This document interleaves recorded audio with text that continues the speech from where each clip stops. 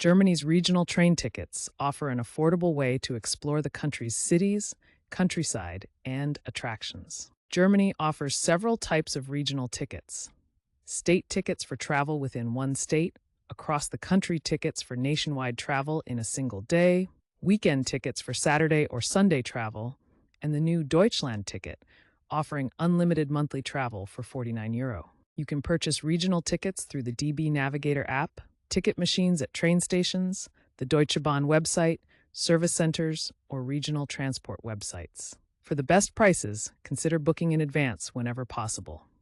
To maximize the value of regional tickets, travel in groups of up to 5 people, plan full-day excursions to multiple destinations, and use them to connect to tourist attractions. For example, a €44 state ticket shared among 5 people costs only €8.80 per person.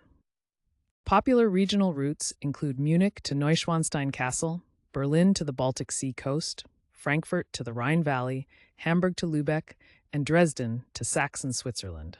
Most of these journeys take between 1 to 2 hours each way, making them perfect for day trips. For more travel tips and guides, visit our store at payhip.com/lotusnest. Thanks for your support and enjoy your affordable train adventures throughout Germany.